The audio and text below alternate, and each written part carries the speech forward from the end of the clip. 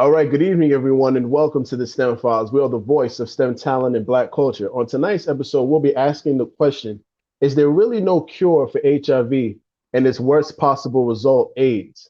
Tap in for tonight's episode of the STEM Files featuring medicinal chemist and HIV research, Dr. Janet Antwi. Stay tuned.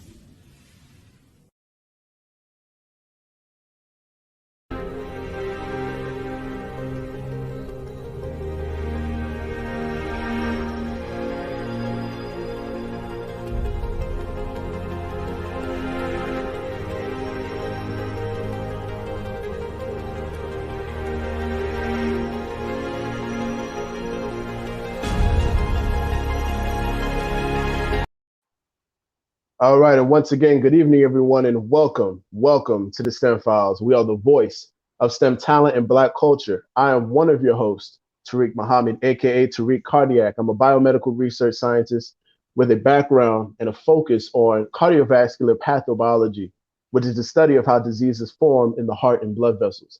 I'm typically joined by my right hand, Jabril Muhammad, aka Jabrian Engineer. He is a mechanical engineer with the U.S. Navy. He focuses on naval ship fluid systems and making sure those big fancy ships that you see out sea function correctly and in the proper way. So on today's episode is special. We have medicinal chemist in HIV research with the. I'm going to let her get into that, and then we also have a special guest co-host. Um, our special guest co-host for tonight is Brother Marcus Muhammad. And I'm going to tell you a little bit about this brother. I've seen him on Instagram share his story, and the things that he's going through when it comes to HIV. And he has not only inspired the people he has helped, but he's also inspired me. He's also has inspired me to have him join us tonight to co-host this special episode about HIV. So I'm going to go ahead and tell you a little bit more about our brother. Matter of fact, I'm going to let him do that. Let's see. All right, brother Mark, go ahead and tell us about yourself, and especially tell us why you're here for tonight's episode. Thank you, Brother Turk. I appreciate it. My name is Marcus Muhammad. I am a student follower of the Honorable Mr. Louis Farrakhan, first and foremost. I was born and diagnosed with HIV at birth. My biological mother, I believe, contracted the virus using drugs prior to me being born. I was adopted and raised by my wonderful mother, who raised me, took care of me, nurtured me, raised me into the individual I am today.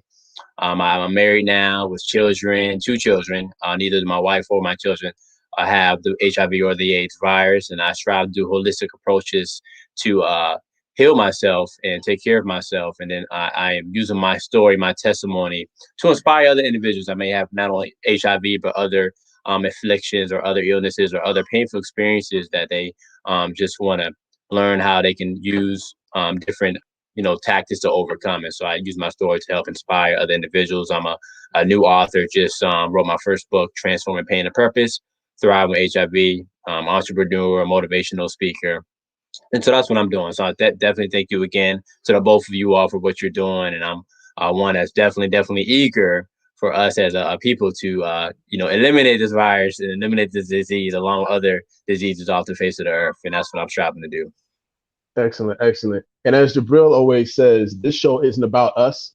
We could talk for days about, what the STEM Files is about, but I want us to learn from a person who has dedicated a good part of her life so far to the study of HIV and AIDS and the development of treatments for the disease.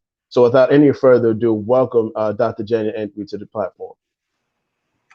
Thank you so much, Tariq, for having me here. And thanks to STEM Files Show for inviting me to share my research and experience with HIV drug discovery with you all. I think it's going to be a great time. Excellent, excellent. We agree. We definitely agree. So tell us how you got started, your upbringing, your background, and how you got to this point in your life when it comes to medicinal chemistry. Well, I was born and raised in Ghana, West Africa.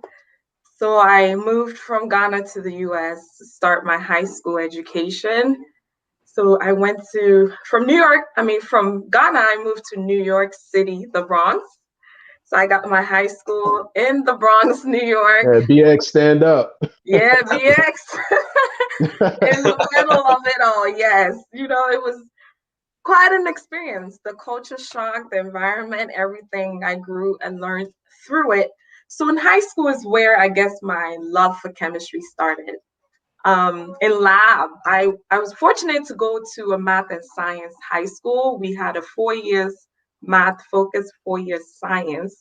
And so year one, year two, we had a different focus. And year three was chemistry. And right there, I was like, I like this kind of science, right? And I went from there, undergrad, to upstate New York, Binghamton, got my bachelor's in chemistry. And during my undergraduate education, after organic chemistry class, which we've heard the rumors about organic chemistry, I actually enjoyed it. And I loved learning about, reactions and building compounds into a complex molecule, and this compound having therapeutic effect and other effects. So I got into organic chemistry research, and here I am now from Binghamton. I went to Ohio State, did my PhD at Ohio State in medicinal chemistry, and I spent so much years trying to find a drug for HIV because growing up, in the prevalence is high in Africa. And so I always wanted to do research around diseases that has a high prevalence in Africa as a way of me trying to fix a problem that my people are dealing with every day. And so that's how I got into HIV research and just neglected tropical disease research and using the chemistry that I love to solve biological problems. Beautiful, beautiful. Now, you said something very key just now. You said that when you got to chemistry, you were fascinated by it and you loved it. I've never heard anyone say that they love chemistry unless they were, unless they were science majors and knew that this was something that, they were going to do for the rest of their lives. But to say that you love it immediately as soon as you get into the class and start learning about it, tell us about that. What was it about chemistry that sparked that love for it? I think my teacher had something to do with it. So that's one thing I hear a lot. If you get a really good chemistry teacher, you would be a lover of chemistry, I believe. I'm biased about it. I teach chemistry now, and I know people come to my class and they're like, chemistry, oh my goodness. And then after that, they're like, oh, I get it. So it's about making connections. For me, science has to be connected to application. That makes it more enjoyable for me. I don't want to just learn concepts upon concepts, doing all the math, finding moles, concentration, all of this. What does that mean in the real world? So I had a teacher who had a unique ability to connect the chemistry in text to chemistry in life. And so when I find the connection, I'm like, this isn't so painful because guess what? If I know this concept, it'll allow me to do A, B, and C. And so that's where my interest came from. Plus, I love the color. I love fire. I love the color change, the titrations and things like that. I thought it was pretty cool. And that's how I started it. Gotcha. And that's a very good point too. How can I apply what I'm learning? A lot of times, we don't want to learn anything unless we can apply it in our everyday lives. Because that's how I learned science. I learned science by actually applying it. Like once I learned science, let me go see what I can do in my kitchen or doing in the laboratory at school to make this make sense for me. How can I'm the same way. Right. Exactly. I'm the same way because the concepts, they can be sometimes abstract. You can't see it. But if you find a way to explain it to a level where people can start seeing the connection, then all of a sudden they're like paying attention to, oh, this is why we do this. So in my OChem class, every time I introduce a new concept, I have to bring, natural products, drugs. I say, listen, even the orange peel has this natural product in it. And therefore, when we're talking about isolation, this is why. And once you start making those connections, students are like, oh, wait a minute. So this is why we learn organic chemistry. I'm like, yeah, this is why. And so once you find that connection, I think it helps make a difference in the learning. Beautiful, beautiful. And before we continue and I turn it over to Brother Mark, I want to say happy Ramadan Mubarak for those of us who are not even just the Muslim family. Some of us are observing Ramadan and not Muslim. So just I want to say, I want to wish everyone a successful Ramadan for those who are observing it, especially the Muslim family. It's a time of the year where we do not eat or drink during the daylight hours, and we also are very heavy in our Quranic reading and observing everything that was revealed to us in the Quran by the Prophet Muhammad. So I'm definitely wishing everyone a happy Ramadan and a successful one. We got, I think, 27 more days left, bro? Yes, sir. Awesome. All It's right, been a cool, blessing. cool. It's been a blessing so far too. So Yes, it has. Yes, it has. All right, Brother Marcus. So what you got for sis? well, I was going to ask you what inspired you to study HIV, but you definitely answered that. But you said something that really stuck out to me. You said something about you growing up in Ghana and you really wanted to help your community there in Africa along with the community here. And so what I want to ask you is, related to HIV, how did that impact you directly? How did it impact your community in which you grew up in? And do you see any connection in a way it impacted you there or Ghana there in a way that impacts people here in the States? Great Yes. question. So personally, I have not met very many people in my life with HIV or anything like that. But as I was, reading and researching and seeing the pictures of people who are, I guess, the lack of medicine, even. Because right now, having HIV is not a death sentence. That's if you can afford the therapeutics and you can take it for a lifetime or for as long as you need it. But people in poorer countries, unfortunately, cannot afford medicine and have, I guess, live longer. And so I would see kids and parents who can afford just treatments because it's not available and because it's expensive.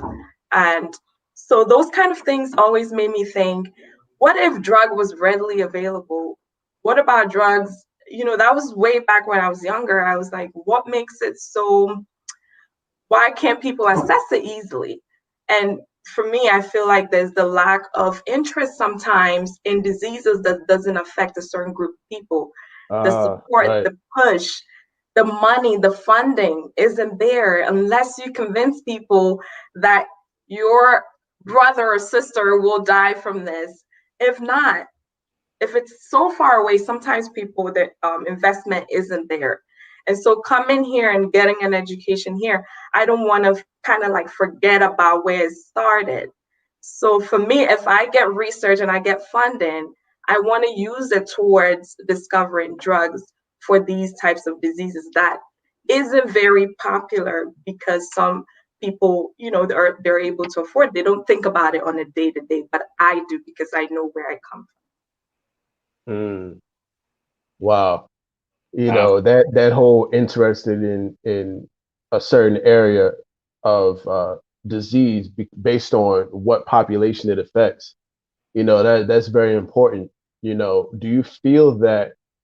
Or I'm not even going to ask you what you feel. I want to ask you from an educated standpoint what you think in terms of why HIV is still around to begin with. How does the money play a role in uh, the level of, well, you touched on it a little bit, but I guess what I'm asking is how does it play a role in the prevalence of a disease more so than the actual care, than actually caring about doing research or eliminating that particular disease? Like where's the, like where does the desire come from to eliminate it rather than just studying? Money is the simple answer. Pharmaceutics and drug discovery, a lot of it is a business decision. A lot of the people the big bosses in these big pharma are business people, and so it becomes a financial decision. Drug discovery takes a lot of years and investment of money, and so when people are making such investment, they want to make sure that the returns, the people who are buying it can afford it and buy it and get the money. It's an economic decision, and sometimes, scientists can be passionate and scientists can have an interest, but sometimes you have to really convince the people who have the money to invest because of the returns. So if we look at it in America, less than 1% of people, the prevalence is still a million people living with it. But compared to the population, it's not high. And if you look, we'll get into it, the people who have it, even in America, the race that suffers from this HIV is high in Black people and That's right. Latinx people. That's right. And so where's the interest? Where's the push? There's a lot of political and economical decisions that gets into some of these decision making. And unfortunately, some of our scientists can be passionate about the science and work hard, but sometimes the push from the top isn't there. The support from the top isn't there. One, because of economic, and there's political reasons that goes into it. So we can only push. There are industries that's still working on it, but it takes a lot of convincing to get funding for some research. Yes, and there's so much truth and power to what you just stated. And just from a personal experience, I'm just looking back in my memory right now. And I remember growing up, going to the Children's Hospital in DC, going to the different doctor's office that specialize in HIV. And most times when you go to the clinic, you will see Black people there. Okay. I don't even remember ever seeing any Caucasian people. And I'm not trying to make this about race, but we got to look at the numbers. We got to speak that actual truth, bro. facts. And it's just the reality. Right. So then we got to ask ourselves, well, why is it only affecting, this population of people? You know what I mean? And so that was something that hit me. And then, like you said, just the money. I remember at one point, I think I was maybe 12 or 13, and I saw some kind of like invoice, or maybe it was like an insurance invoice of HIV medication. Now I was on at one point 7 or 8 pills a day. This was one of the pills, and it was like $1,000 for that one pill per month. So I started doing the math in my head, and this was me at 13 years old. So I started doing the math in my head at $13,000 or $12,000 a year off this one medication. If all of them were that amount, then that's over $40,000-$50,000 that not my mother was paying. Thank God we had insurance. But I started asking myself, I said, well, if these industries and companies are making this amount of money, someone can find a cure and find something that can heal it, and they can make billions and trillions of dollars one time. But if they continue to make money from the pharmaceuticals, and okay, well, we won't solve the problem, but maybe we can just help them a little bit, but at the same time, we still make money. And like you said, big pharma, is, they got the medication that can help, but it also has side effects. But then is it more about the money? Is it more about the wealth and then the control of populations? Those are some of the questions that we kind of have to ask ourselves. And I think you kind of answered it and tapped into it a little bit. And now we're seeing, that there's been, articles came out, research is now showing us that the pharmaceutical industries are the wealthiest industry in the world. You know what I mean? And, and then we see how many individuals are sick. I think on average, I just did the research probably a week or two ago that there's about 34 million individuals with HIV today, the population around the world. However, those are those individuals that know. You got a lot of people that don't go to the doctors. You got a lot of people that don't get tested. So you can add another few million to that. You might end up with 40 or 50 million. Yeah. Well, this conversation, I can show you some of the numbers so that audience viewers know that we're not making this up. These are reported data. it's out there. There's still millions of people living with it. And sometimes, if depending on, I guess, who is dying from a disease, a lot of times influence who is funding the disease. Because when you write proposals and people review, and sometimes they see HIV and they're like, well, in America, it's this percent, so let's put it in the back. So when I show you the graph and I show you the numbers, you'll see who it's affecting. The people that get it and the numbers, it's still a problem. It needs to be solved. But where is the push? How many companies are actually working on this today? How many labs? There's a heavy push of cancer, because how many people, what kind of people get cancer, right? And so Right. every school you go to, there's a huge cancer center. How many schools have an HIV center? It's not the NIH and a few companies. GSK works on HIV, and Gilead, and a few companies that are working on it. Where are the centers that are actively investigating treatment for these diseases? It's That's right. left to individual scientists who are still passionate to continue to work on some of these diseases. So yeah, I don't know, Tariq, you want us to get into the slides, or we Yeah, keep but going? absolutely. But before we do that, I want to go ahead and unpack some terms because I know they're going to show up in the slides. But before, so, this show is about HIV. You are a medicinal chemist and you do work in drug discovery. So let's define those three things. Let's first define medicinal chemistry. Let's tell our audience what that's about. Then let's go into what HIV is, the proper definition, and its difference from AIDS, as well as what drug discovery is and what that process is like. So let's start with medicinal chemistry. All right, so medicinal chemistry, the simple way is medicine and chemistry. So we're using chemistry to discover drugs. So like I said, I've always been interested in chemistry, but then I got into med chem because it's tailored towards drug discovery research. So I synthesize compounds. Medicinal chemistry, I make molecules, compounds. I use small building blocks, piece it together to make a drug. And I could, when we get into the slides, you see structures of drugs. So think about Tylenol, think about aspirin. So in my teaching lab from organic chemistry, I start teaching my students how to make aspirin, small drugs that take one step to make. But then once we get into complex compounds, it takes sometimes 10 steps, 20 steps to build pieces all the way to the final product. So as a chemist, you draw the blueprint, you make the route, you predict the reagents, everything that will take you from step one all the way to the final drug. And that's what I do.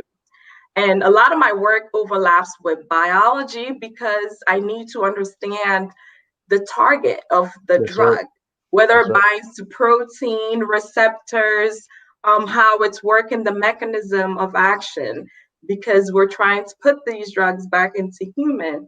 So a lot of my work overlaps with, biology. So usually I work in a collaborative team where the chemist, the biologist, even the computational chemist, sometimes we use computer to predict structures, and then the chemist will go into the lab, the bench site, and actually make And it. produce it. Then the Right, right. biologist will test it and see if it is effective against these viruses and so forth. So I'm on the early stage of drug discovery where we're actually discovering the drug. So that's what Mm, medchem is. And then yeah. when it comes to HIV, human immunodeficiency virus, HIV virus, we know that I'm going to go into that in the slides, but this is a virus that eventually causes AIDS if left untreated. It affects our immune system. And when it is left untreated, it can over time take over our immune system and cause AIDS, which can lead to death when again left untreated. So what I was talking about earlier, people in poorer countries who can afford medication, when you get infected through sexual transmission or needle or blood transfusion, those are ways that people acquire HIV. When left untreated, you'll see eventually it defeats your immune system, your body can't fight it, and you give up, and people die from it. It was discovered all the way in the 1980s. It's still there. People still have HIV. You can still give it to a person if you have it now, of course, without treatment. And like Marcus said, his wife and kids don't have it. So it's not a death sentence anymore. So people are kind of putting it in the back. But like I said, if we look at the numbers, people are still dying from it today. And so there needs to be continuous drug discovery research that is being done. Wow, you said a whole lot just now. So what we're gonna do at this time, we're gonna go ahead and if you can go ahead and share your screen again. I accidentally clicked out of it, so just go ahead and share your screen again, and then I'll put it on the screen. But at this time, Marcus, do you have anything you'd like to add real quick? I just want to say thank you. That was a lot of powerful information. Like you said, you said a lot in a little bit, so very, very informative. Yeah, and there's so many HIV is definitely been a very negative impact on our community. And like you said, it's not really a death sentence no more if you can take care of yourself, but it's something that's still an issue because individuals are still dying, individuals are still getting sick, and individuals still have to take medications for the treatment of this disease, along with there's so many other diseases now and illnesses out here that it's just you can't even count them. You know what I mean? So it's definitely something that we want to eliminate from the face of the earth. That's right. That's right. All right. So at this time, before we continue, I would like to let everyone know how they can stay tapped in to all things STEM Files. Just go ahead and follow us on all our social media handles: the STEM Files on Facebook, the STEM Files on YouTube, and at the STEM Files on Instagram. I'm typically here every Thursday and Saturday at 8 p.m. Eastern Time with my brother Jabril, who is a mechanical engineer. We are the voice of STEM talent and Black culture, and we are passionate and we are serious about bringing to you the STEM brilliance in our community. So make sure you tap in every Thursday and Saturday. So at this time, we're going to go right ahead and get to the presentation. One of the things we like to do on the STEM Files is we like to give scientists and engineers the opportunity to present any research or any data that they have worked on throughout their careers. And in this particular presentation, Dr. Antwi is going to go ahead and shed some light on statistics and certain types of information that is pertinent to the understanding and the study of HIV. I'm going to go ahead and pull it up. All right. All right, go for it, Doc. You got to unmute yourself.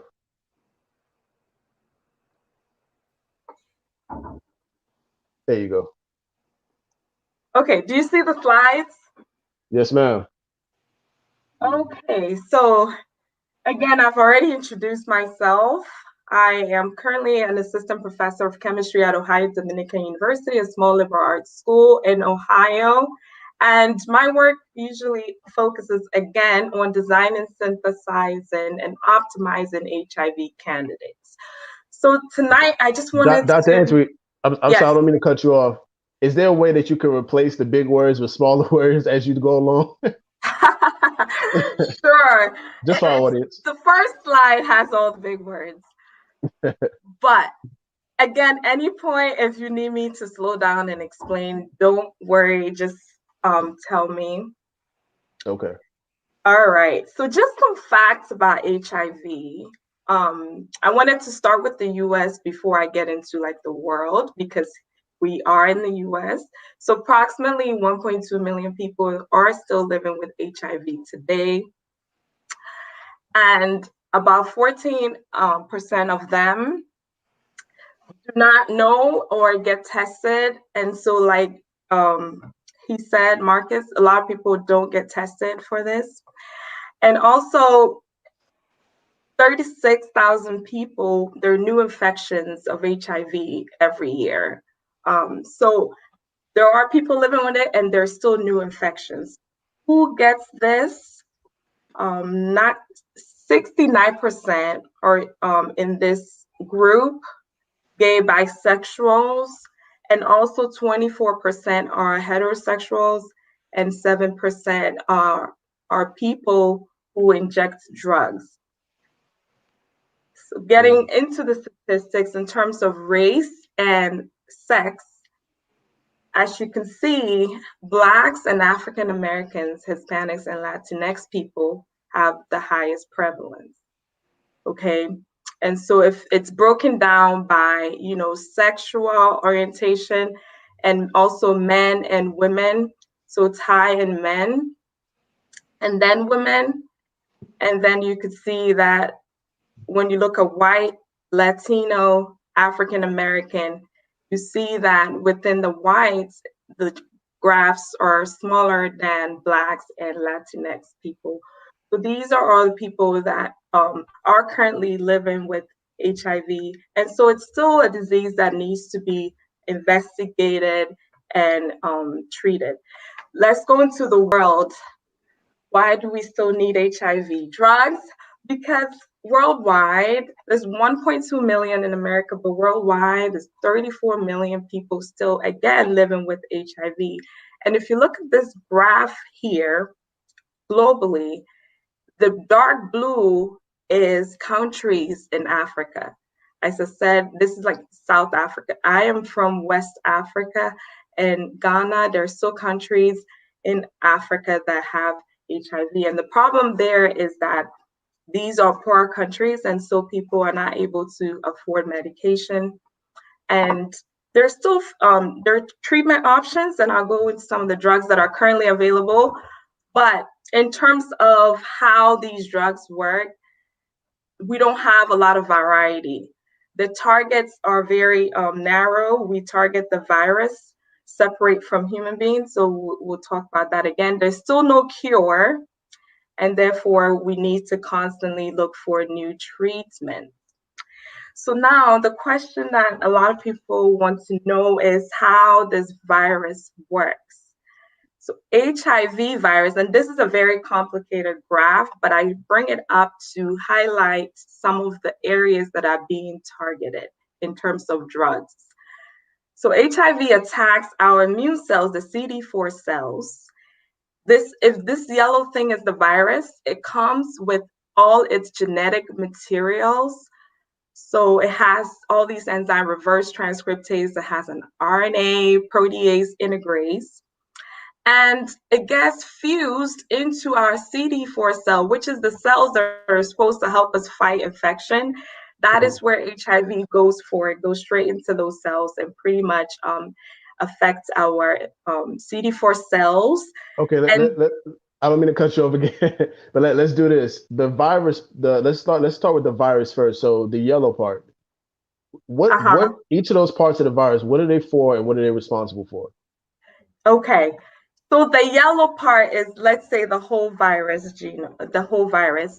The outside allows it to bind to the host cell. So this gray thing or light brown is host CD4 cell, human cells. So it needs this attachment. It needs that outside envelope to attach to our cells through a process called fusion, cell fusion. So once it fuses, it has the pink it's an enzyme called reverse transcriptase. That enzyme allows the virus to copy itself into a DNA. And once it makes the DNA gets integrated into human DNA. This is why HIV virus is in a class of its own, because of how it replicates. It uses human machinery to replicate, but it's unique in the sense that it can make its own DNA. It does this, the virus makes its own DNA using reverse transcriptase. It's called retrovirus.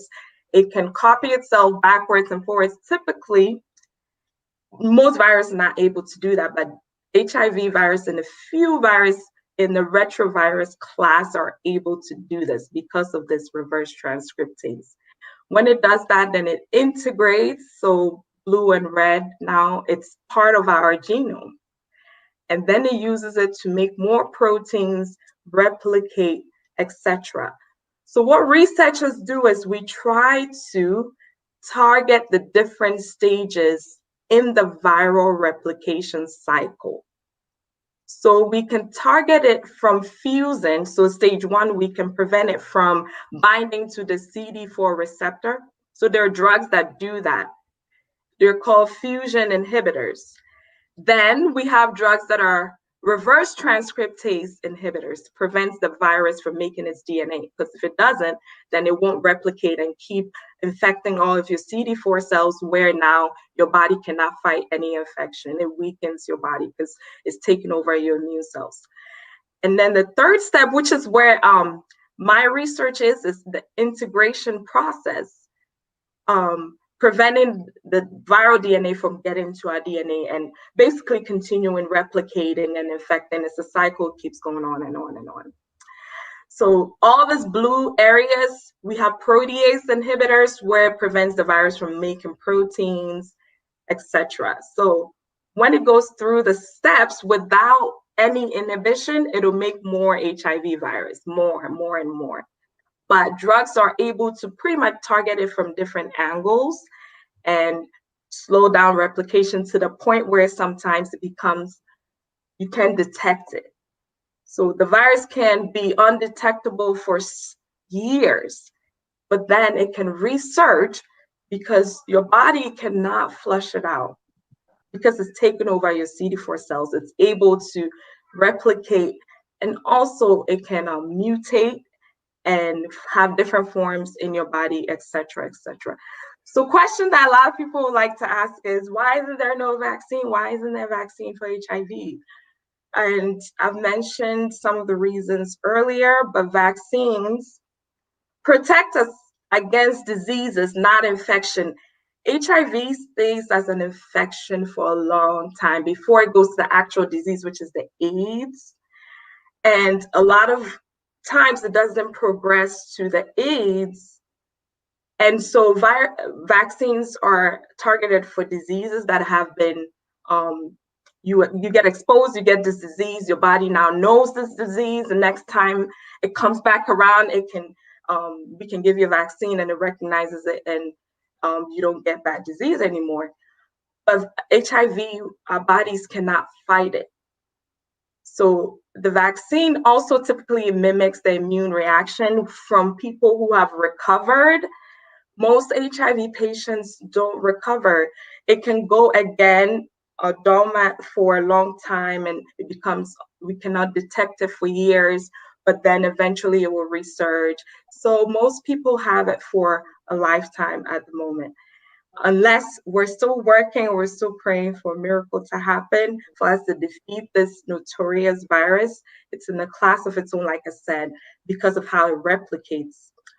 It's a retrovirus. It can replicate itself. And so the virus also mutates quickly. And so we have different forms, and it's hard to treat. Unlike other viruses that we get through respiratory, like the coronavirus and other viruses, which are respiratory type viruses, those have been around for years. And so we know how to fight those kind of respiratory viruses and gastrointestinal viruses. But HIV is a different kind of virus. So I'm going to start very soon, but these are all drugs that have been discovered over the years. And they're in different classes. Like I said, we have reverse transcriptase inhibitors. So these are drugs, the years they were discovered. We have protease inhibitors, fusion inhibitors, and then integrase inhibitors. Integrase is one of the newest class of inhibitors that have been added. So when a patient has HIV, they basically get a cocktail of these drugs. And I don't know if you heard Marcus earlier, you can take 7 pills a day, 5 pills a day, just to mitigate the effects of the viral infection. So my job as the scientist was basically, I'll skip over this slide unless I have a question. I'll stop on this slide. I'll show you structures because I'm a chemist and I make drugs. So current inhibitors for integrase, these are the compounds that are currently available for integrase specifically. And these drugs they're similar in nature. They have all these red features. We call them diketo acids, and they bind to integrase on the active site. And the active site keeps mutating, so these drugs will become ineffective. And So for those who I'm sorry, and for those who are watching, the active site is the part of the cell or the whatever molecule you're the looking at enzyme, that binds to it, that part, right? yeah. So it Mm-hmm. binds to the enzyme's active site, Mm-hmm. and they have this feature because that's needed for it to bind to the enzyme active site. It has to coordinate to a metal in the enzyme's active site. But then there was no allosteric site inhibitor, which is a site different from the active site. And so our research was to discover allosteric inhibitors, because since the virus is mutating and it becomes resistant to all of these drugs because they're very similar, our goal was, should we target a different site on the integrase where we can have different structural feature and also basically inhibit integration and therefore treat the virus. And so I spent a lot of my time discovering integrase inhibitors. I synthesized all of these drugs that you would see, which are structurally different from the clinical agents right now. So we will synthesize the compound, see if it binds to the protein. So this is a crystal structure showing the drug bound to the protein. We will understand the interactions that the drug is having with the protein and optimize it to improve the binding effects. When a drug binds tightly to the target, that's when it's able to destroy its activity. When it binds, it'll change the shape of the molecule, it'll change its ability to do integration. And so a lot of my time was spent on designing how do we make these new agents, go into the lab, actually synthesize them, test them against the HIV virus, and see if it's effective. So in my time there, we were able to discover some novel agents that isn't clinically approved or isn't on the market right now. And so we were in the early stages of getting it tested into animal models.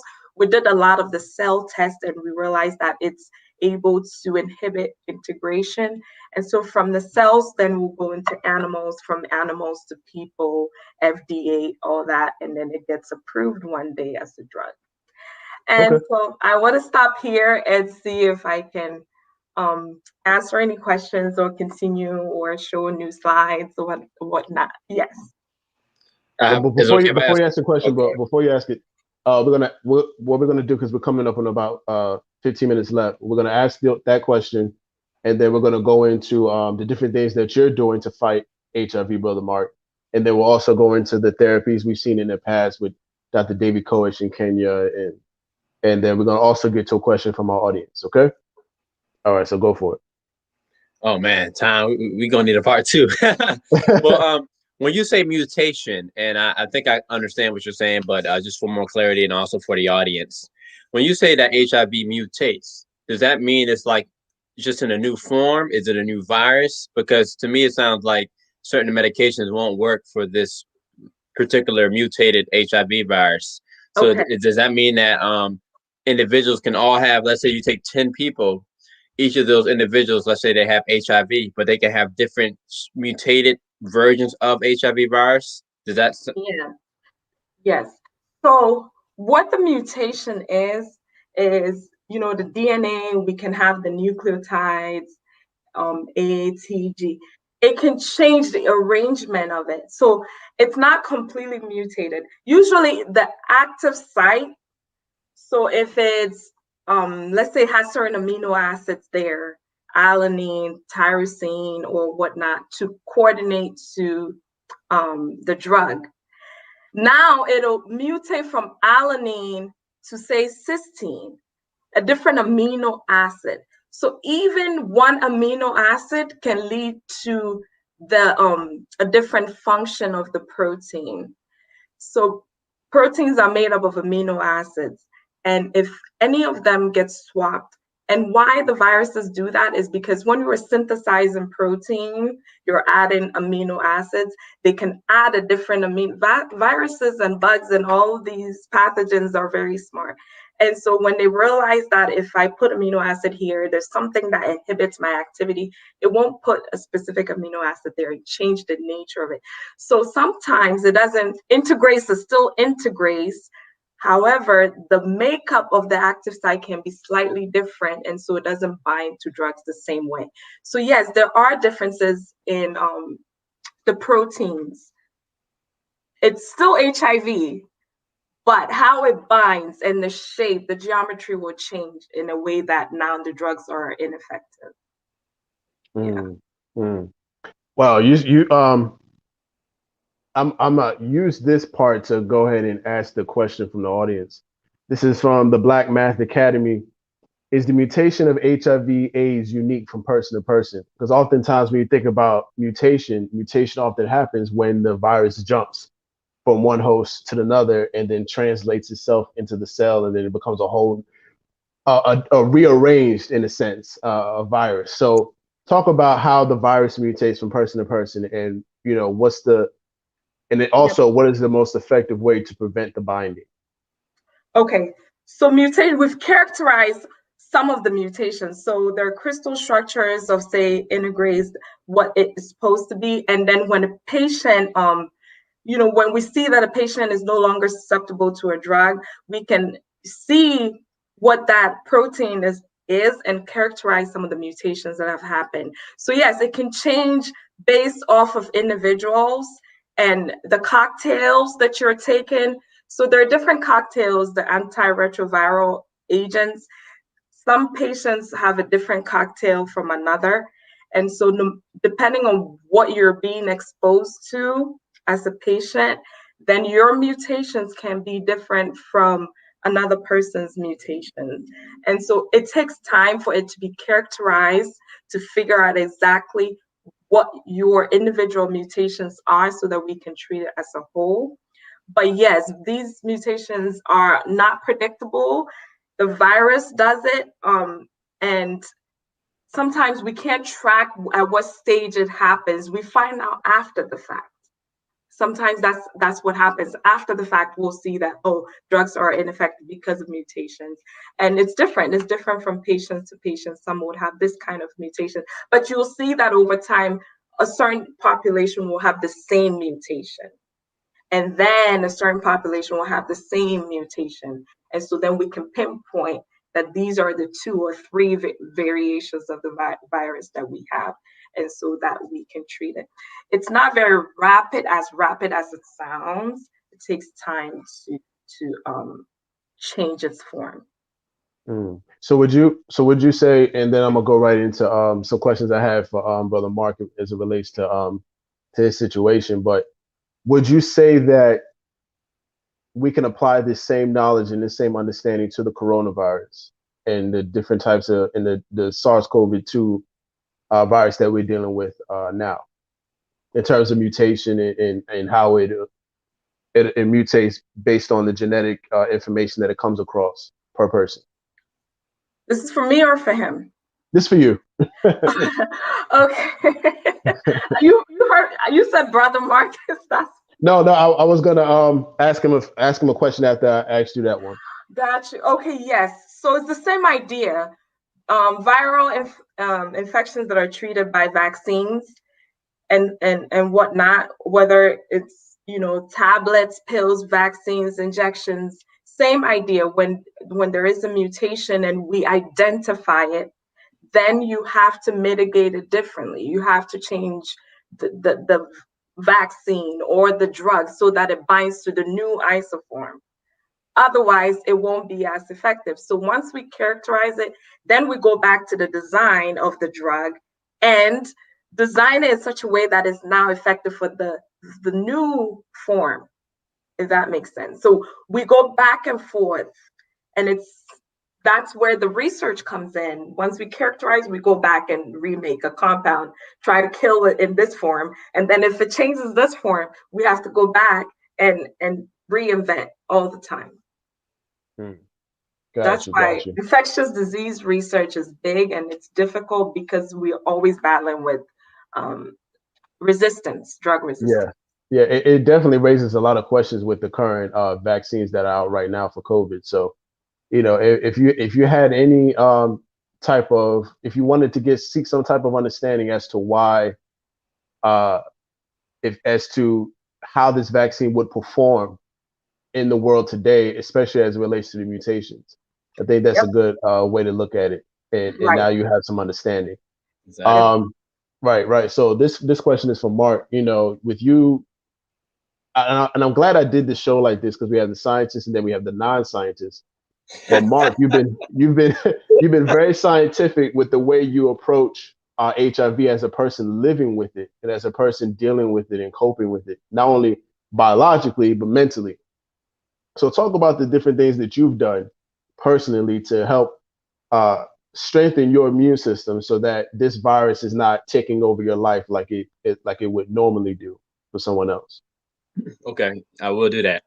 So yeah, definitely even a non-scientist, but I do try to take a scientific approach. Yes, You know, yes. studying, just learning through experience. But the first thing I want to say is my faith is in God. You know what I mean? And and I think a lot of times, when I go to the doctors and I talk about like, because I was told at 13 years old when I told them I wanted to be a scientist and develop cure, I was told by a nurse that there's no such thing as a cure. And she said, and I said, well, I was like shocked because here I am as a doctor. And I said, well, there may not be a cure today, but there will be one day. She said, oh, well, it's impossible because a virus always changes its shape. It mutates. It always catches resistance. So anytime there is a cure, it's going to change. So from that point, I was but instead of having a weak mind, it strengthened my faith to continue to grow. And so I believe every problem in the universe has a solution. So when I was a child, I was taking something called alpha interferon, and I took this for probably about 7 or 8 years. No medication. Actually, they were prescribing medication to my mother. My mother wasn't giving it to me, and the only reason she was taking the medication from them was because I was adopted, and she didn't want it to be like she wasn't giving me medicine. But I was so healthy, she didn't want to give me the medicine because back then the medicine wasn't as effective as it is today, and so children were dying from HIV and AIDS. And she said, "Well, why am I going to give my son this if other children are dying?" So that was the first thing I did. Then when I was like 9 or 10, I started taking the antivirals. I got sick because we moved and we didn't have access to that same supplement anymore. And so I started taking the antiviral. I started off at like 2 and 4, and I upped the dose. And then I'm 27 now, but all the way from back from when I was 18, I was inspired, started studying myself, studying HIV, different holistic approaches that I could strive to at least maintain the virus to where the CD4 is high and the viral load is low, and hopefully one day be healed. Now I don't know if I'm going to be healed by some kind of tea or herb out there, or if it's going to be some kind of chemical that somebody develops. But I do believe that there will be a cure. So the things I'm doing today, obviously I make sure my mind is right because this is, like you said, this is a very very unique virus. So no one can just do anything and just think that they can destroy it from their body. It has to be like a scientific and a mathematical approach. But I know that the mind is so powerful. So if I think and align myself with God, that's already going to have my body, at an optimum point. But on top of that, I watch what I put in my body. So the Most Honorable Elijah Muhammad, you know, gave us 2 books, and it's How to Eat to Live, book 1, and How to Eat to Live, book 2. And in these books, he teaches us the science of eating. Now, we have a lot of diets out here, but he actually teaches you the science of what to eat, what to stay away from. And he says that if you follow the way to eat like this, it'll actually cure some of the chronic diseases out there. He said it'll heal most of the diseases we have. Now, diseases and chronic diseases are separate. Chronic Out there diseases with you. That's right. he has a long-term disease. And so I don't know if HIV falls along lines of what he was talking about because he didn't specify that, because when he wrote the book, HIV was non-existent. But I do know that's the science that he, knew and understood with food in the body probably what foresaw hundreds of years. So maybe he saw and knew of HIV when he gave us a book. So I'm applying eating, and he teaches us to eat 1 meal a day. And he says that eating 1 meal a day basically purifies your body, cleans out the toxins, of your body, because every time you eat food, whether it's good food, fruits, vegetables, like all the foods we eat has some kind of toxins in it because the pollution in the air, GMOs, pesticide they put in the plants and the vegetation and the produce, germs in the soil that that the food grows in. So anytime we eat something, no matter how healthy and good it is, it has some kind of toxins in it. But if we eat once a day, it gives our bodies enough time to fight off those toxins. So he said a lot of our illnesses come from because we're putting food in our bodies too much, and we're not giving our bodies enough time to detoxify itself and to fight off the toxins. So that's one thing I'm doing, is eating 1 meal a day and fasting. He says when you fast, you purify the blood, but also you're elevating your mind at the same time. And eating the right foods. He said actually eating less is healthier, because when you eat too much, it doesn't give your body enough time to push out the vitamins to the different parts of the body. So if you eat 1 meal a day, it gives your body enough time to send out the vitamins all the way out through the other parts of the body. Working out, I've done different type of echinacea teas and, echinacea drops. And right now I've been doing olive leaf. I'm taking something that I believe is similar to what I was taking as a child, called Pax Immune, which is scientists are saying now that it's the alpha interferon. I think it's just in a different form. I don't know the whole science behind it.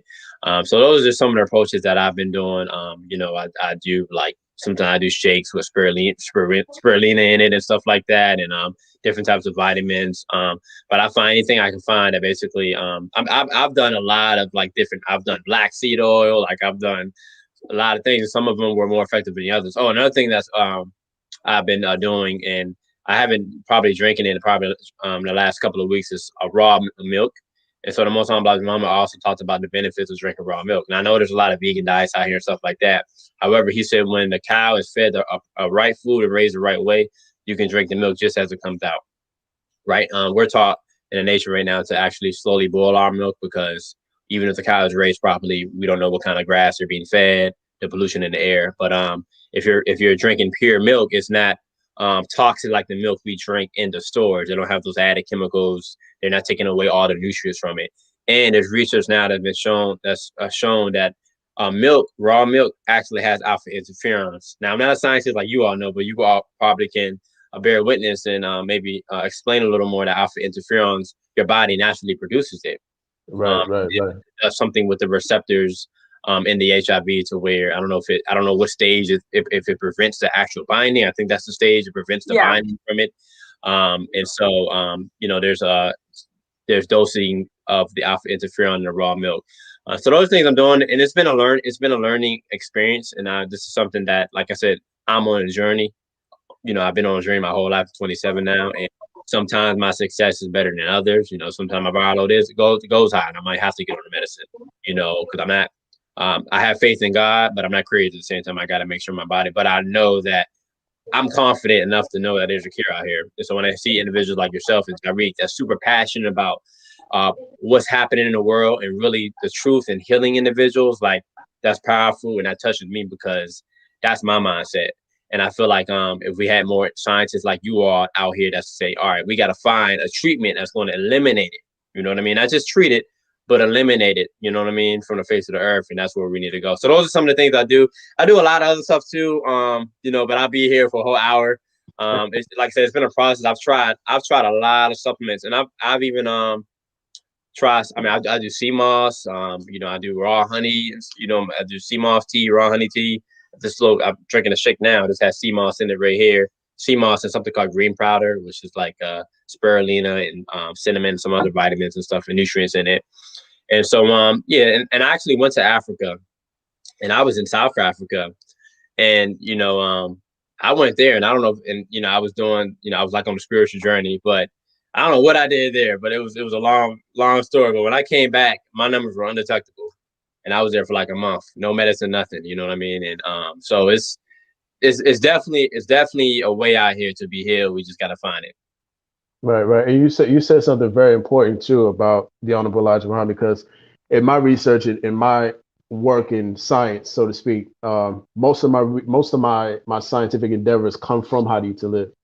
And to be honest with you, he really didn't need to see HIV or AIDS happening, because if you think about HIV, it's a virus that attacks the immune system. And if he's given us science that helps us build the immune system and protect the immune system, not so much keep the virus away, but keep the virus from performing the way it normally performs in the body, then he wouldn't really need to see it. All he would have to do is give you The science.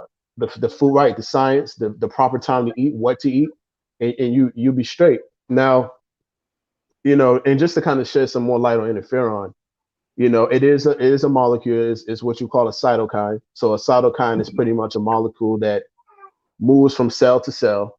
It's like a molecule that helps the cells communicate, right? So one of the cells or a few of the cells have to die in order for the information to be passed on to the other cell. And then the cell recognizes it and starts to create antiviral proteins that cut away at these viruses and prevent the replication, or prevent the cells from setting up shop, not the cells, prevent the virus from setting up shop inside the cell and then in turn taking over the body. So it's called interferon because it interferes with that process, So it's a lot of things out there that can help us fight HIV and the viruses that plague the world today, So I think, and I love what Dr. Antwi is doing with her research and drug discovery, and also shedding a light on the disparities that come from, what populations these drugs treat, and why is it important to develop certain types of therapies for certain types of people, because all interferon ain't made equal. You have pharmaceutical companies can produce interferon, all they want, but that doesn't mean it's the best source of interferon for you.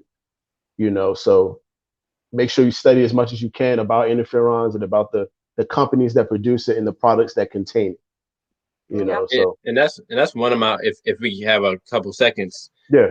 One of my other questions was about interferon, because like I said, I took it as a child and I was like optimum, you know what I mean? Like matter of fact, I was so healthy. You guys, my mother this, I didn't know this until she told me that the doctors wanted to experiment on me because they were thinking it was a medicine. Oh my God, this stuff is working. They was like, my mom was like, they wanted to draw extra blood. They asked her if they can take me sometimes, if by her permission, or run certain tests on me. And she was like, no, we're not doing that, because I was so healthy. They didn't understand what was happening. It's because I was on after interferon. But my question to you, Brother Tyreek, is that could one, and I know you said there are different types of interferons out here, different levels, different dosages. Can their HIV virus get mutated in resistance to interferon as well, like it could to other medications? Well, not necessarily, because you got to remember this: the stage that interferon targets when it comes to cell viral replication is the part where it takes over or integrates into the cell's machinery. So if you can prevent that, you wouldn't have to worry about whether it mutates or not. I'm keeping it from spreading itself inside the cell to eventually taking over the body. So if I get it at that stage, the most important stage is making sure that it does not copy itself. If it can't copy itself, I don't care what you look like. You ain't getting up in here. So that's the goal of the interferon, So that's why it's such an important molecule and important to the overall treatment of these viral diseases, because it goes after the virus at its starting port instead of waiting until the virus sets up shop and takes over the cell. And Dr. Antwi, you can definitely add to that. Yeah, I think you said it. If we can stop it early on, then we can stop the whole process of replication and continuous infection. So I believe the early stages of the replication cycle is where the problem is, which is why I was doing the integrase. If we can prevent the viral DNA from getting into human DNA, then that's it. That's right. It doesn't stay in our genome and cause problems for years. And Dr. Antwi, questions. So, and I see you're very, like you did a whole slide. I ain't gonna lie, some of it I was a little lost. Let me pull up my dictionary. Right. But it's just so significant how you broke down at 3 different stages, and like where to stop the actual the virus at from actually infecting the cell. So, in terms of your research and what you're doing to find actual treatments, like what is your viewpoint on like and your thought process on like holistic and natural approaches? I mean, I know that chemistry does deal with that to a certain extent because you need to get, you know, the chemistry and the, I guess the whatever you use from somewhere. Right. But like, what is your viewpoint on like stuff like that? Like, there's certain herbs and there's certain natural medicines that come from the earth. Like, how can like we shift back to that to the point to where we can either eliminate it or be able to maintain ourselves with that, or use something from the earth that grows and then make some kind of super concoction that can actually help and heal our people? Because I know that some of these natural medicines that come from the earth that are natural and holistic have less side effects. Because let's be honest, like medications, they can do their job, they can get one undetectable, but I know firsthand the side effects of them. I mean, nightmares, stomach aches, fatigue. One of my medications, I'm an extrovert. One of my medications make me feel like I don't even want to talk. It just make me feel depressed, and that's Wow. why I Wow. strive to do what I'm doing, because Right. though it is helping us and it is maintaining the virus, is causing other issues as well. So I just wanted to see your viewpoint on that. Absolutely. I am for natural products and holistic methods, modes of treatment, because nature is the best medicine out there. And if we can get it directly from nature, it'll be in its purest form. And so part of medicinal chemistry is actually natural product isolation. Sometimes we want to That's right. study nature and know what the active ingredient is in a plant so that we can actually make that compound and give to people. Because sometimes with nature and isolation and those kinds of things, then there's another argument of killing trees and all of that. Because sometimes you have to use a lot of dry leaf to get this much active compound in it. Mm-hmm. And so it still comes back to, after we identify the compound in nature that is effective for any disease, sometimes chemists still have to come in and actually make it on a grand scale. So yes, when you have to do sometimes I'm careful with all of these holistic approach, because you have to do it guided. If you go and just chase, oftentimes you'll go too far. So you have to go with plants that we know have boost your immune system, that have been characterized and we know for a fact. And so once you have that data backing it, why not? Whatever you can do to boost your immune system, it's better, because you want your immune system to fight infection and disease and all of these stuff. So if you can strengthen it, then it's stronger. It's like a warfare. That's So right. if you're armed internally, your immune system is strong, then you're able to, even with the coronavirus, some people fought it out on their own without a single medication. Mm-hmm. So whatever it takes, eating right, like you said, exercise and living well. And if you can do those things to strengthen you, yes, I am for it. But just be wise about that approach, because Yes, people will definitely. sell a lot of rat poison and call it Yeah. natural product, because that Right. term, we're not going to go there. That's a different conversation. Right. Yeah, that term has been abused and misused. And a lot of time people, as long as it says natural products, then we go for it. But is it really? So yes, I am for it, but also cautious. Definitely, I agree. And my, Right. my last quick question to either one of you is, if I'm HIV positive, so it could be for just me if you wanted to be. But if there are individuals that have HIV or AIDS that are watching this right now, and they say, you know what is something I can do today to start helping not only boost my immune system, but is there something I can take to help with the interferon stage, like the first stage, to prevent it from binding and binding to the actual cell? Like, is there some kind of supplement or something that someone can take to help with that? What would you guys recommend if there is something like that? I won't recommend anything right now, because again, as a medicinal chemist, I want to be sure not to do the job of a medical doctor. So I don't like to prescribe things or encourage people to take things without professional advice from their doctors. But all I can say is mindset. You have to be intentional, like you're determined to fight this thing. That alone is the beginning of solution. You feel like, I'm not defeated, this thing isn't going to kill me, or this thing doesn't have so much power over me. So that mindset and that determination to find the best treatment and best ways to live longer, that is the beginning. And then after that, eating right, exercise, and do all these things that helps us as humans live longer. Do those. And then when it comes to medication and medicinal supplements, I personally go for professional advice, because I am no medical doctor. So I don't like to do them. And that's a great answer. And that's how I was going to answer the question too.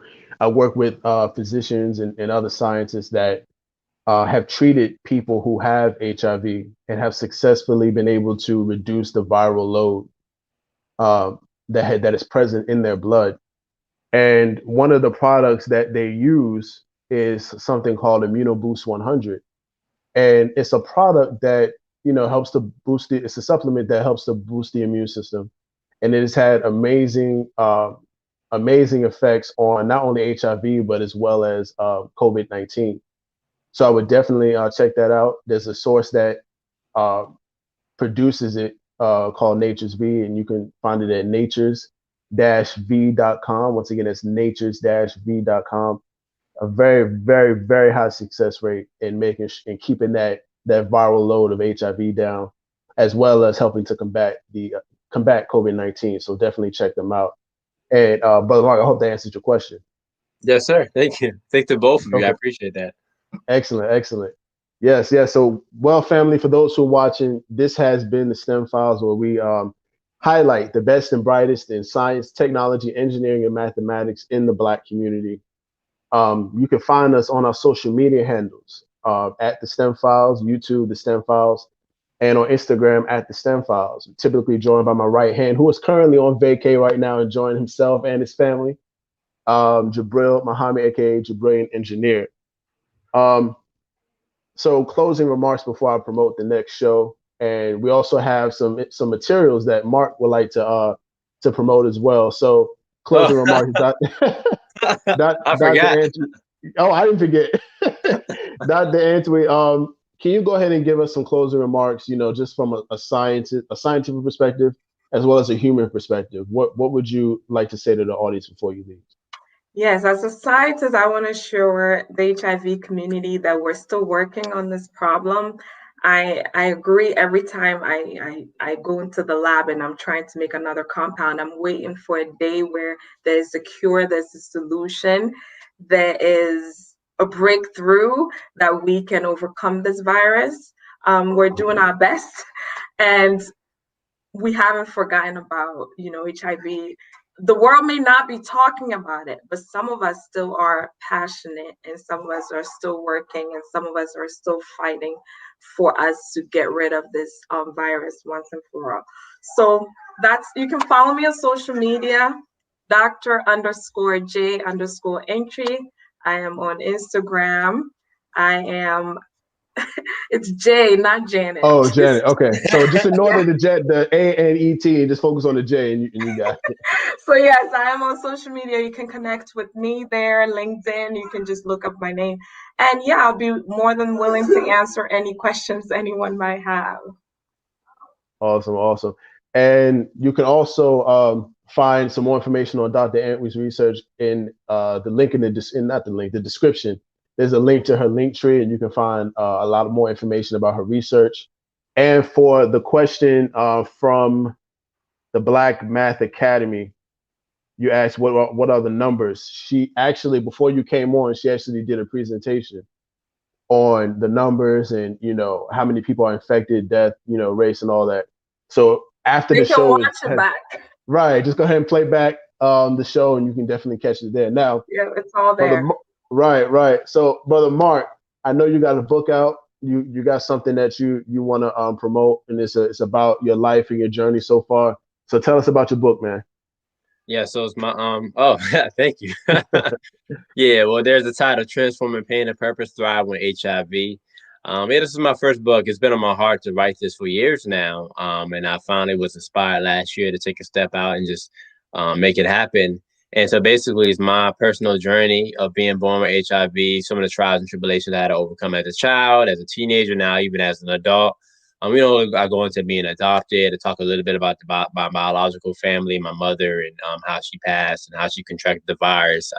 Just talk about really the stories, just faith based, really just relying on God, and how a lot of times, in life, God gives us trials and tribulations, and we deal with painful experiences. And we ask God, why me? Why does this happen? Why am I going through this? But if we really lean on God and have faith, we can that pain can become our purpose. The pain can make us stronger. The pain can make us like diamonds, because there's giants that's within us. And so I'm using my story to not only bring more awareness about HIV and AIDS and the stigma, to end the stigma, to influence those that have certain illnesses and inspire them, but to inspire anyone that's dealing with some kind of pain or have some kind of trauma that they dealt with growing up, because I've dealt with trauma my whole life, and now I'm facing it. And then it talks about just believing that one can be healed. You know what I mean? We talk about in the Bible, we use all these different quotes about healing, and Christ will make all things new. You know what I mean? And the miracles of Christ healing, and the miracles is us following the teaching. They said he had healing in his wings, and if we think about a bird with wings, we can think about a book, the shape of a book. And so it's a knowledge, of God, a knowledge of eating. And like I was saying earlier, Dr. Antwi's, and Brother Tariq, is that a lot of times you have certain scientists and certain doctors that try to disconnect God and science, you know what I mean, spirituality and Right, science, when right. in reality they're one and the same. And that's what I'm That's doing in right. my book. I talk about T cells, I talk about the beats, I talk about the science of HIV, but I also talk about the spirituality and the power of God. So if you're one that just wants to hear a good story, you want to be inspired, you want to learn more about HIV and AIDS, you want to hear my story, you want to overcome pain, or you want to learn about the power that's within you, the power of God, and how through Him all things are powerful, then I would check out my book. You can get it on Amazon. Or you can go to my link, Marcus Muhammad 7 on IG, or you can go to my website on my Facebook. If you go to my IG, my link, I have an Amazon link, and I have a personal website you can buy from, where I'll do autographs. If you go to Amazon, Transforming Pain and Purpose, Thrive with HIV, it should pop up. And I have it on ebook as well. If you're more of techie, you want to read it off your phone. So yeah, everyone that I've known read it, that has given me feedback. I'm not just saying it because it's my book, because I'm my worst critic. Trust me, critic. Excuse me, I'm a worst critic. They've always given me positive feedback and said that it was powerful and inspired them. So yeah, I definitely would check it out if you can. Okay, and it's my mistake. I actually didn't put the link in the description, but for those who would like the link to Marcus's book, go ahead and text the number 770-695-7912. Once again, that's 770-695-7912, and I'll send you a direct link to not only his Instagram but to the book on all the platforms that it's available on. So once again, family, yes, absolutely. Thank you so much. Thank you both for joining us on the STEM Files tonight. This has been an amazing episode. This is the first time where we've had uh, two different perspectives on the topic on the show at the same time. So this is a first for us as a platform. And for those of you who would like to know, the parent company of the STEM Files is Original Man Scientific. We have a brand new website. Go ahead and visit sciencebyOMS.com.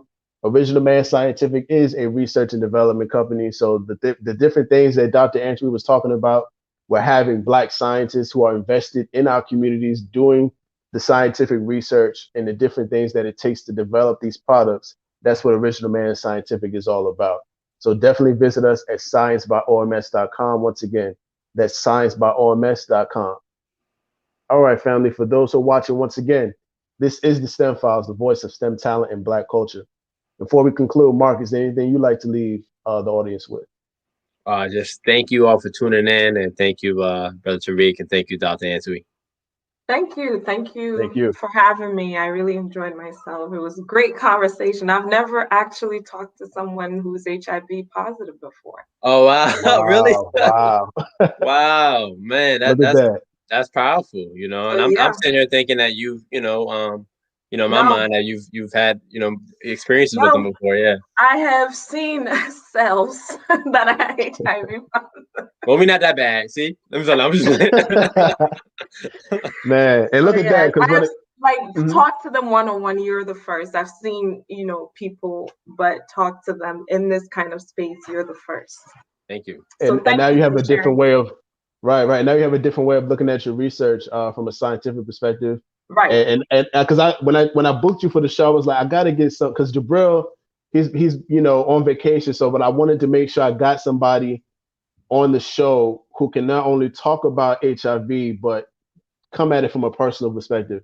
So This I is was like, you good. know what, brother Mark, let me go ahead and ask him to see if he can join us on the show. Yeah. And it's by the grace of Allah that he was able to join us, because I'm telling you, like he could have said no, or I can't do it due to schedule restraints or what have you, but it's truly a blessing that you were able to come on, bro. It So I was definitely meant Thank to appreciate you. it. be. Thank you. Yes, No, and, meant I, to and be.